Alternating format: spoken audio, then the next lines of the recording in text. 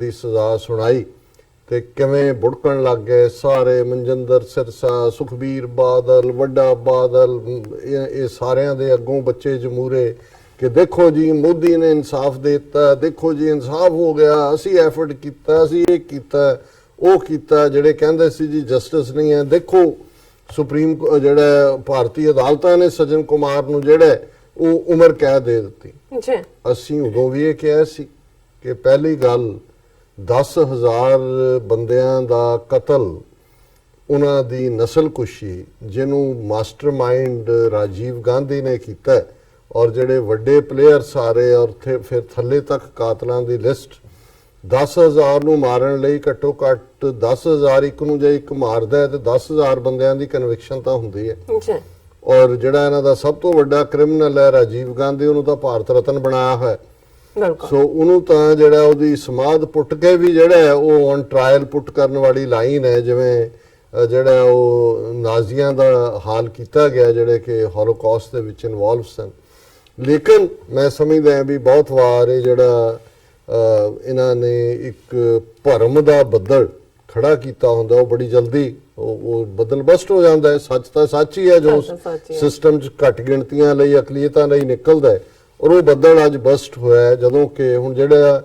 ਦਿੱਲੀ ਦੀਆਂ 3-4 ਆਬਾਦੀਆਂ ਤਰਲੋਕਪੁਰੀ, ਮੰਗੋਲਪੁਰੀ, ਸੁਲਤਾਨਪੁਰੀ, ਜਿੱਥੇ ਬਹੁਤ ਗਰੀਬ ਸਿੱਖ ਲੀਗਰ ਸਿੱਖ, ਕੋਈ ਭਾਂਡੇ ਬਣਾਉਣ ਵਾਲਾ, ਕੋਈ ਗਰੀਬ ਲਬਾਣੇ ਸਿੱਖ, ਦੂਜੇ ਬਹੁਤ ਕਮਜ਼ੋਰ ਤਬਕੇ ਦੇ ਜਿਹੜੇ ਵਿਚਾਰੇ ਕਿਰਤ ਕਰਕੇ ਖਾਣ ਵਾਲੇ, ਸਵੇਰੇ ਆਪਣੇ ਝੋਲੇ ਲੈ ਕੇ ਸਾਈਕਲਾਂ ਤੇ ਨਿਕਲਣਾ ਜਾਂ 2 ਵੀਲਰ ਤੇ ਦੂਜੇ, ਉਹ ਵੱਡੀ ਗਿਣਤੀ। ਸਭ ਤੋਂ ਜਿਹੜੀਆਂ ਵਰਸਟ ਕਾਈਂਡ ਆਫ ਕਿਲਿੰਗਸ ਹੋਈਆਂ ਇਹ ਟਰਾਂਸ ਜਮਨਾ ਪਾਰ ਦੀਆਂ ਆਬਾਦੀਆਂ ਤਰਲੋਕਪੁਰੀ, ਮੰਗੋਲਪੁਰੀ, ਸੁਲਤਾਨ। ਤਰਲੋਕਪੁਰੀ 'ਚ ਘੱਟੋ ਘੱਟ 300-400 ਮਰਦ ਜਿਹੜੇ ਨੇ ਉਹ ਜਿਉਂਦੇ ਸਾੜ ਦਿੱਤੇ ਗਏ, ਜਿਹੜੇ ਗੈਂਗ ਰੇਪ ਹੋਏ ਤਰਲੋਕਪੁਰੀ 'ਚ। ਹੁਣ ਇਸ ਦੇ ਬਾਵਜੂਦ ਕਿ ਬਹੁਤ ਸਾਰੀਆਂ ਡੈੱਡ ਬਾਡੀਜ਼ ਹਮਲਾਵਰਾਂ ਨੇ ਮਿੱਟੀ ਦਾ ਤੇਲ ਪਾ ਕੇ ਸਾੜੀਆਂ, ਕੁਝ ਜਿਹੜੀਆਂ ਨੇ ਉਹ ਜਮਨਾ ਔਰ ਦੂਜੇ ਦਰਿਆ 'ਚ ਸੁੱਟੀਆਂ, ਲੇਕਿਨ ਪੁਲਿਸ ਨੇ 95 ਬਾਡੀਜ਼ ਜਿਹੜੀਆਂ ਨੇ ਉਹ ਬਰਾਮਦ, ਕੇਸ ਹੀ ਨਹੀਂ ਸੀ ਪਹਿਲਾਂ ਰਜਿਸਟਰ ਕੀਤੇ ਹੋਏ। ਹੁਣ ਉਹ ਜਿਹੜੀ ਤਰਲੋਕਪੁਰੀ ਦਾ ਵਰਸਟ ਮੈਸੈਕਰ ਉਹਨਾਂ ਟਰਾਂਸ ਜਮਨਾ ਆਬਾਦੀਆਂ 'ਚੋਂ ਸੀ, ਉਹਦੇ ਥੱਲੇ ਹਾਈ ਕੋਰਟ ਨੇ ਜਿਹੜਾ 15 ਬੰਦਿਆਂ ਨੂੰ ਜਿਹੜਾ ਉਹ ਸਜ਼ਾਵਾਂ ਦਿੱਤੀਆਂ ਹੋਈਆਂ ਸੀ। ਔਰ ਇਸ ਸਾਰੇ ਦਾ ਉਹਨਾਂ 15 ਨੇ ਜਿਨ੍ਹਾਂ ਨੂੰ ਕਿ ਜਿਹੜਾ ਉਹ ਇੰਡਾਈਕਟ ਕੀਤਾ ਪਹਿਲਾਂ ਪੁਲਿਸ ਨੇ ਔਰ ਬਾਅਦ ਚ ਹਾਈ ਕੋਰਟ ਨੇ ਕਨਵਿਕਟ ਕੀਤਾ, ਉਹਨਾਂ ਨੇ ਆਪਣੀ ਅਪੀਲ ਸੁਪਰੀਮ ਕੋਰਟ 'ਚ ਕੀਤੀ ਹੋਈ ਸੀ। ਔਰ ਅੱਜ ਜਿਹੜੀ ਮੇਨ ਖਬਰ ਸਾਰੇ ਪਾਸੇ ਚੱਲ ਰਹੀ ਹੈ ਔਰ ਇਲੈਕਸ਼ਨ ਦੌਰ 'ਚ ਇਹ ਇਹਨਾਂ ਦੇ ਮੂੰਹ ਤੇ ਚਪੇੜ ਵੀ ਹੈ ਵਿਕੇ ਹੋਏ ਅਕਾਲੀਆਂ ਦੇ ਔਰ ਜਿਹੜੇ ਕਾਂਗਰਸ ਦੇ ਵਿੱਚ ਜਾ ਕੇ ਵੜੇ ਹੋਏ ਲੋਕ ਨੇ ਔਰ ਦੂਸਰੇ, ਕਿ ਕਿਸ ਹੱਦ ਤੱਕ ਅੱਜ ਸਾਡਾ ਹਾਲ ਹੈ। ਔਰ ਇਸ ਫੈਸਲੇ ਨੂੰ ਜਿਹੜਾ ਕਿ 15 ਜਿਹੜੇ ਕਨਵਿਕਟ ਸੀ ਉਹਨਾਂ ਨੇ ਹਾਈ ਕੋਰਟ ਜਿਹੜੀ ਸੁਪਰੀਮ ਕੋਰਟ 'ਚ ਅਪੀਲ ਕੀਤੀ ਹੋਈ ਸੀ, ਖੁਦ ਚੀਫ ਜਸਟਿਸ ਰੰਜਨ ਗੋਗੋਈ ਦੇ ਬੈਂਚ ਨੇ ਸੁਣਿਆ, ਉਹਨਾਂ ਦੇ ਬੈਂਚ ਨੇ ਸੁਣਿਆ ਔਰ 15 ਦੇ 15 ਜਿਹੜੇ ਨੇ ਉਹ ਬਰੀ ਕਰ ਦਿੱਤੇ ਨੇ। ਔਰ ਉਹਨਾਂ ਨੇ ਕਿਹਾ ਕਿ ਜੀ ਨਾਟ ਐਨਫ ਐਵੀਡੈਂਸ, ਹਾਂਜੀ ਕੋਈ ਇਹਨਾਂ ਦੇ ਖਿਲਾਫ ਕੋਈ ਡਾਇਰੈਕਟ ਐਵੀਡੈਂਸ ਨਹੀਂ ਹੈ ਔਰ ਇਸ ਲਈ ਜਿਹੜਾ ਅਸੀਂ ਇਹਨਾਂ ਸਾਰਿਆਂ ਨੂੰ ਬਰੀ ਕਰ ਰਹੇ ਹਾਂ। ਹੁਣ ਜੇ ਇਹ ਅੱਜ ਹੋ ਰਿਹਾ, ਜੇ ਅਸੀਂ 84 ਨੂੰ ਦੇਖਦੇ ਹਾਂ ਕਿ 32-33 ਸਾਲ ਬਾਅਦ ਅਸੀਂ ਕਿਸ ਮੁਕਾਮ ਦੇ ਉੱਤੇ ਆ ਕੇ ਖੜੇ ਕਿ ਜਿਨ੍ਹਾਂ ਨੂੰ ਕਿਸੇ ਮਾੜੇ ਮੋਟੇ ਜੱਜ ਨੇ ਕਿਸੇ ਐਵੀਡੈਂਸ ਦੇ ਥੱਲੇ ਕਨਵਿਕਟ ਵੀ ਕੀਤਾ, ਉਹ ਜਾ ਕੇ ਸੁਪਰੀਮ ਕੋਰਟ। ਔਰ ਇਹੀ ਹਾਲ ਸੱਜਣ ਕੁਮਾਰ ਦੇ ਕੇਸ 'ਚ ਵੀ ਹੋਣਾ। ਹੁਣ ਤਰਲੋਕਪੁਰੀ ਵਰਸਟ ਕਾਈਂਡ ਆਫ ਮੈਸੈਕਰ ਸੀ ਔਰ ਜੇ ਇਹ 15 ਜਿਹੜੇ ਕਨਵਿਕਟ ਨੇ ਇਹ ਸੁਪਰੀਮ ਕੋਰਟ 'ਚ ਬਰੀ ਹੋ ਸਕਦੇ ਨੇ ਕਿ ਨਾਟ ਡਾਇਰੈਕਟ ਐਵੀਡੈਂਸ, ਤੇ ਡਾਇਰੈਕਟ ਐਵੀਡੈਂਸ ਇਹਦੇ ਥੱਲੇ ਸੱਜਣ ਕੁਮਾਰ ਨੇ ਵੀ ਜਿਹੜਾ ਉਹਦੀ ਕੋਈ ਉਮਰ ਕੈਦ ਦੂਜੀ ਨਹੀਂ ਹੋਣੀ, ਤੇ ਇਹ ਜਿਹੜੇ ਪੁੱਠੀਆਂ ਛਾਲਾਂ ਮਾਰਨ ਵਾਲੇ ਨੇ ਇਹ ਕਿੱਥੇ ਜਾ ਕੇ ਇਹਨੂੰ ਜਿਹੜਾ ਉਹ ਜਸਟੀਫਾਈ ਕਰਨਗੇ। ਦੇਖੋ ਜੀ ਕਾਂਗਰਸ ਨੇ ਜਿਹੜਾ ਉਹ ਜੈਨੋਸਾਈਡ ਕੀਤਾ, ਦੇਖੋ ਜੀ ਸਾਡੀ ਸਰਕਾਰ ਔਰ ਸਾਡੇ ਜਿਹੜੀਆਂ ਅਦਾਲਤਾਂ ਔਰ ਅਸੀਂ ਜਿਹੜਾ ਉਹ ਸਿੱਟ ਬਣਾਈ ਸਪੈਸ਼ਲ ਇਨਵੈਸਟੀਗੇਟਿਵ ਟੀਮ, ਅਸੀਂ ਜਿਹੜੀ ਆ ਉਹ ਕਨਵਿਕਸ਼ਨ ਕਰਵਾਈ। ਸੋ ਕੁੱਲ ਮਿਲਾ ਕੇ ਮੈਂ ਸਮਝਦਾ ਬੇਸ਼ੱਕ ਇਸ ਗੱਲ ਦਾ ਅਫਸੋਸ ਵੀ ਹੁੰਦਾ ਹੈ ਜਦੋਂ ਤੁਸੀਂ ਦੇਖਦੇ ਹੋ ਕਿ ਹਜ਼ਾਰਾਂ ਮਾਰੇ ਗਏ ਬੇਗੁਨਾਹ ਸਿੱਖਾਂ ਦਾ ਜਸਟਿਸ ਨਹੀਂ ਹੈ, ਪਰ ਮੈਨੂੰ ਕਿਤੇ ਨਾ ਕਿਤੇ ਹਾਈਂਡਸਾਈਡ ਤੇ ਇਹ ਵੀ ਲੱਗਦਾ ਹੈ ਕਿ ਇਹੋ ਜਿਹੀਆਂ ਘਟਨਾਵਾਂ ਜਿਹੜੀਆਂ ਨੇ ਇਹ ਘੱਟੋ ਘੱਟ ਉਸ ਤਬਕੇ ਨੂੰ ਜਿਹੜਾ ਹੈ ਕਿ ਜੀ ਨਹੀਂ ਅਸੀਂ ਜੀ ਇੱਥੇ ਹੀ ਰਹਿ ਕੇ ਲੜ ਲਾਂਗੇ ਜੀ ਇਹਨਾਂ ਨਾਲ, ਇੱਥੇ ਹੀ ਰਹਿ ਕੇ ਅਸੀਂ ਇਹਨਾਂ ਨਾਲ ਇਨਸਾਫ ਲੈ ਲਾਂਗੇ ਜੀ। ਜੀ ਉਹਨਾਂ ਨੂੰ ਇਸ ਗੱਲ ਦੀ ਜ਼ਰੂਰ ਸਮਝ ਆਣੀ ਚਾਹੀਦੀ ਹੈ ਕਿ ਇਸ ਸਿਸਟਮ ਚੋਂ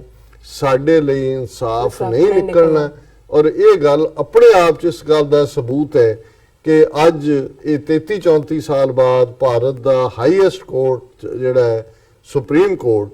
ਹੁਣ ਇੱਕ ਪਾਸੇ ਉਹੀ ਰੰਜਨ ਗੋਗੋਈ ਜੀ ਚੀਫ ਜਸਟਿਸ ਦੇ ਤੇ ਅਸੀਂ ਸੈਗਮੈਂਟ ਵੀ ਕੀਤਾ ਬਿਲਕੁਲ। ਕਿ ਭਾਈ ਉਹ ਜਦੋਂ ਉਹਦੇ ਖਿਲਾਫ ਹੁਣ ਸੈਕਸ਼ੂਅਲ ਹਰਾਸਮੈਂਟ ਦੇ ਕੇਸ ਜਿਹੜਾ ਇੱਕ ਚਾਰਜ ਲਾਏ ਨੇ ਇੱਕ ਸੁਪਰੀਮ ਕੋਰਟ ਦੀ ਜੂਨੀਅਰ ਬੀਬੀ ਨੇ, ਔਰ ਅਸੀਂ ਉਸ ਨੂੰ ਕਿਹਾ ਕਿ ਵੀ ਕਿਉਂਕਿ ਜਿਹੜਾ ਰੰਜਨ ਗੋਗੋਈ ਦੇ ਕੋਲ ਉਹ ਕੇਸ ਨੇ, ਬਾਬਰੀ ਮਸਜਿਦ ਦਾ ਕੇਸ ਹੈ ਔਰ ਰਾਫੇਲ ਦਾ ਔਰ ਦੂਸਰਾ, ਔਰ ਉਹਨੇ ਵੀ ਕਿਹਾ ਕਿ ਜੀ ਮੇਰੇ ਖਿਲਾਫ ਔਰ ਬਾਕੀ ਜੱਜਾਂ ਨੇ ਵੀ ਕਿਹਾ ਕਿ ਜੀ ਇਹ ਵੱਡੀ ਕੰਸਪੀਰੇਸੀ ਹੋ ਰਹੀ ਹੈ। ਹੁਣ ਜਿਹੜੇ ਉੱਥੇ ਬੈਠੇ ਹੋਏ ਲੋਕ ਨੇ, ਜੇ ਰੰਜਨ ਗੋਗੋਈ ਨੂੰ ਇਹ ਨਜ਼ਰ ਨਹੀਂ ਆਉਂਦਾ ਕਿ ਹਜ਼ਾਰਾਂ ਕਾਪਸਿਸ ਡੈਡ ਬਾਡੀਜ਼ ਨਜ਼ਰ ਨਹੀਂ ਆਈਆਂ, ਜੇ ਕੋਰਟ ਨੇ 15 ਨੂੰ ਕਨਵਿਕਟ ਕੀਤਾ ਕੋਈ ਤਾਂ ਐਵੀਡੈਂਸ ਸੀ, ਲੇਕਿਨ ਉਹ ਮੈਸੇਜ ਕੀ ਦੇ ਰਿਹਾ? ਹੁਣ ਇੱਕ ਪਾਸੇ ਜੇ ਆਰਐਸਐਸ ਔਰ ਬੀਜੇਪੀ ਉਹਨੂੰ ਡੀਥਰੋਨ ਕਰਨਾ ਚਾਹੁੰਦੀ ਹੈ, ਉਹਦੇ 6-7 ਮਹੀਨੇ ਰਹਿੰਦੇ ਨੇ ਕਿ ਜੀ ਇਸ ਕਿਸਮ ਦੇ ਚਾਰਜ ਲਿਆ ਕੇ ਰਿਜ਼ਾਈਨ ਕਰਵਾਓ, ਤੇ ਉਹ ਕਾਂਗਰਸ ਨੂੰ ਸਿਗਨਲ ਦੇ ਰਿਹਾ ਕਿਉਂਕਿ ਜ਼ਾਹਰ ਹੈ ਜਿਹੜੇ ਡਾਇਰੈਕਟਲੀ ਨਵੰਬਰ 84 ਚ ਦਿੱਲੀ ਚ ਸਿੱਖਾਂ ਦੇ ਕਤਲੇਆਮ ਕਾਂਗਰਸ ਦੀ ਕਿਆਦਤ ਦੇ ਥੱਲੇ ਹੋਏ, ਉਹ ਸੱਜਣ ਕੁਮਾਰ ਹੋਏ, HKL ਭਗਤ ਹੋਏ ਔਰ ਦੂਸਰਾ ਹੋਏ। ਸੋ ਹੁਣ ਇਸ ਆਪਣੇ ਫੈਸਲੇ ਦੇ ਨਾਲ ਉਹਨੇ ਕਾਂਗਰਸ ਨੂੰ ਐਸ਼ੋਰ ਕੀਤਾ ਕਿ ਤੁਸੀਂ ਮੇਰੇ ਨਾਲ ਖਲੋਵੋ। ਹਾਲਾਂ ਇਹਦਾ ਪਿਓ ਵੀ ਜਿਹੜਾ ਹੈ ਰੰਜਨ ਗੋਗੋਈ ਦਾ, ਤਰੁਣ ਗੋਗੋਈ ਅਸਾਮ ਦਾ ਚੀਫ ਮਿਨਿਸਟਰ ਵੀ ਰਿਹਾ ਕਾਂਗਰਸ ਪਾਰਟੀ ਦੇ, ਉਸ ਨੂੰ ਹੈਡ ਕਰਦਾ ਸੀ ਗਰੁੱਪ ਨੂੰ ਵਿਧਾਨ ਸਭਾ। ਪਰ ਅਸੀਂ ਜਦੋਂ ਇਹਦੇ ਖਿਲਾਫ ਡਿਸਕ੍ਰਿਮੀਨੇਸ਼ਨ ਦੀ ਗੱਲ ਕੀਤੀ ਕਿ ਭਾਈ ਇਹ ਕਿਉਂ RSS ਕਰਨਾ ਚਾਹੁੰਦਾ, ਪਰ ਸਾਡੇ ਲਈ ਔਰ ਇਹ ਇਕੱਲਾ ਆਪਣੇ ਕੰਟੈਕਸਟ 'ਚ ਨਹੀਂ, ਅੱਜ ਦੇ ਪ੍ਰੋਗਰਾਮ 'ਚ ਸਰ ਗੁਰਚਰਨ ਸਿੰਘ ਜਿਹੜੇ ਕਿ ਪ੍ਰੋਮਿਨੈਂਟ ਜਰਨਲਿਸਟ ਨੇ ਦਿੱਲੀ ਬੇਸਡ, ਉਹ 9:30 ਤੋਂ 10 ਦੇ ਪ੍ਰੋਗਰਾਮ 'ਚ ਗੱਲਬਾਤ ਕਰਨਗੇ। ਅੱਜ ਜਦੋਂ ਗੱਲਬਾਤ ਹੋ ਰਹੀ ਸੀ ਕਹਿਣ ਲੱਗੇ ਕਿ ਸਿੱਖ, ਮੁਸਲਮਾਨ ਔਰ ਈਸਾਈ ਬਿਲਕੁਲ ਉਹਨਾਂ ਦੀ ਹੁਣ ਕੋਈ ਥਾਂ ਨਹੀਂ ਰਹੀ। ਇਹ ਸਾਰੇ ਸਿਸਟਮ ਜੋ ਕਹਿੰਦੇ ਨੇ ਵੀ ਕੋਸਟ ਟੂ ਕੋਸਟ ਦੇਖ ਲਓ ਮੁਲਕ ਦੇ ਵਿੱਚ, ਕਸ਼ਮੀਰ ਤੋਂ ਕੰਨਿਆ ਕੁਮਾਰੀ ਤੱਕ, ਇਹ ਜਿੰਨੀਆਂ ਵੱਡੀਆਂ ਪਾਰਟੀਆਂ ਨੇ ਔਰ ਈਵਨ ਕਾਂਗਰਸ ਜਾਂ ਬੀਜੇਪੀ ਜਾਂ ਦੂਜੀਆਂ ਔਰ ਈਵਨ ਰੀਜਨਲ ਪਾਰਟੀਆਂ ਨੇ, ਇਹਨਾਂ ਨੇ ਕਿੰਨਿਆਂ ਮੁਸਲਮਾਨਾਂ, ਸਿੱਖਾਂ ਔਰ ਈਸਾਈਆਂ ਨੂੰ ਜਿਹੜੇ ਆਪਣੀ ਕੌਮ ਦੇ ਨਾਲ, ਉਹਨਾਂ ਨੇ ਕਿਹਾ ਜੀ ਕੁਝ ਟ੍ਰੇਟਰ ਉਹਨਾਂ ਨੇ ਰੱਖੇ ਹੋਏ ਨੇ ਜਿਹੜੇ ਅੱਗੇ ਵੱਧ ਕੇ ਜਿਹੜੇ ਨੇ ਉਹ ਕਰਦੇ ਨੇ। ਮੈਂ ਉਹਨਾਂ ਨੂੰ, ਕਿਉਂਕਿ ਉਹ ਇਹ ਰਿਪੀਟਡਲੀ ਕਹਿੰਦੇ ਨੇ ਵੀ ਇਹਨਾਂ ਨੇ ਕਿਸੇ ਸਿੱਖ ਨੂੰ ਪੰਜਾਬ ਤੋਂ ਬਾਹਰ ਟਿਕਟ ਨਹੀਂ ਦਿੱਤੀ, ਤਾਂ ਮੈਂ ਉਹਨਾਂ ਨੂੰ ਅੱਜ ਲਾਈਟ ਵੇਨ 'ਚ ਕਿਹਾ, ਮੈਂ ਕਿਹਾ ਜੀ ਉਹ ਅਰਵਿੰਦ ਕੇ ਕੀ ਨਾਂ, ਲਵਲੀ ਉਹਨੂੰ ਕਹਿੰਦੇ ਨੇ, ਕਾਂਗਰਸ ਦਾ ਪੱਗ ਬੰਨੀ ਹੋਈ, ਉਹਨੂੰ ਦਿੱਲੀ 'ਚੋਂ ਦਿੱਤੀ। ਕਹਿੰਦੇ ਜੀ ਇਹਨਾਂ ਦਾ ਹਾਲ ਦੇਖ ਲਓ, ਇਹਨਾਂ ਦਾ ਸਾਰਾ ਟੱਬਰ ਹੀ ਜਿਹੜਾ ਹੈ ਉਹ ਸਿੱਖਾਂ ਦਾ ਵਿਰੋਧੀ ਹੈ। ਵੀ ਜਦੋਂ ਜੂਨ 84 ਚ ਹਮਲਾ ਹੋਇਆ ਭਾਰਤੀ ਫੌਜ ਨੇ ਦਰਬਾਰ ਸਾਹਿਬ ਤੇ ਕੀਤਾ, ਤੇ ਇਹਨਾਂ ਨੇ ਇੰਦਰਾ ਗਾਂਧੀ ਦੀ ਹਮਾਇਤ ਕੀਤੀ, ਇਹਦੇ ਪਿਓ ਨੇ ਵੀ ਔਰ ਦੂਜਿਆਂ ਨੇ ਵੀ। ਸੋ ਜਿਹੜੇ ਰੱਖੇ ਵੀ ਹੋਏ ਨੇ, ਬੀਜੇਪੀ ਨੇ ਇੱਕ ਨਕਵੀ ਨਾਂ ਦਾ ਰੱਖਿਆ ਹੋਇਆ ਜਿਹੜਾ ਉਹਨੂੰ ਖੜਾ ਕਰ ਦਿੰਦੇ ਨੇ, ਨਹੀਂ ਨਹੀਂ ਜੀ ਇਹ ਬਿਲਕੁਲ ਬਹੁਤ ਵਧੀਆ ਸੁਸਾਇਟੀ ਹੈ ਹਿੰਦੂ ਸਮਾਜ। ਸੋ ਕੁੱਲ ਮਿਲਾ ਕੇ ਉਹਨਾਂ ਦਾ ਵੀ ਇਹ ਕਹਿਣਾ ਸੀ ਜੀ ਵੀ ਆਲਰੇਡੀ ਜਿਹੜੇ ਸਿੱਖ, ਮੁਸਲਮਾਨ ਔਰ ਈਸਾਈ ਨੇ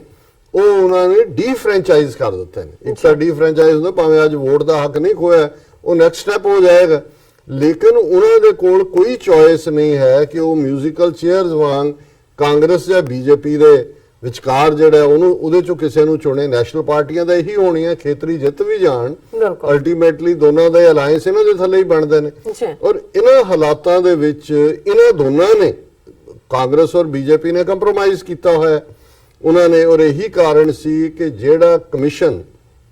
ਨਵੰਬਰ 84 ਦੀ ਸਿੱਖ ਨਸਲਕੁਸ਼ੀ ਦੀ ਪੜਤਾਲ ਦੇ ਲਈ ਬਣਾਇਆ ਗਿਆ, ਜਿਸ ਨੂੰ ਨਾਨਾਵਤੀ ਕਮਿਸ਼ਨ ਵਾਜਪਾਈ ਨੇ ਬਣਾਇਆ, ਉਹੀ ਕਮਿਸ਼ਨ ਜਦੋਂ ਗੁਜਰਾਤ ਦੇ ਵਿੱਚ 2002 ਦੇ ਵਿੱਚ ਹਜ਼ਾਰਾਂ ਮੁਸਲਮਾਨ ਮਾਰੇ ਗਏ, ਤੇ ਉਹੀ ਨਾਨਾਵਤੀ ਕਮਿਸ਼ਨ ਉੱਥੇ ਪ੍ਰੋਬ ਕਰ ਰਿਹਾ ਸੀ। ਹੁਣ ਇਹਨਾਂ ਦਾ ਐਗਰੀਮੈਂਟ ਕੀ ਸੀ, ਆਪਸ ਸਮਝੌਤਾ ਕਿ ਬਈ ਤੁਸੀਂ ਨਵੰਬਰ 84 ਦੇ ਲਈ ਰਾਜੀਵ ਗਾਂਧੀ ਨੂੰ ਦੋਸ਼ੀ ਨਹੀਂ ਠਹਿਰਾਣਾ, ਤੇ ਇਧਰ ਜਿਹੜਾ ਗੁਜਰਾਤ ਦੇ ਮੁਸਲਮਾਨ ਵਿਰੋਧੀ ਜਿਹੜੀ ਵਾਇਲੈਂਸ, ਹਜ਼ਾਰਾਂ ਮੁਸਲਮਾਨ ਮਾਰੇ, ਉਹਦੇ 'ਚ ਨਰਿੰਦਰ ਮੋਦੀ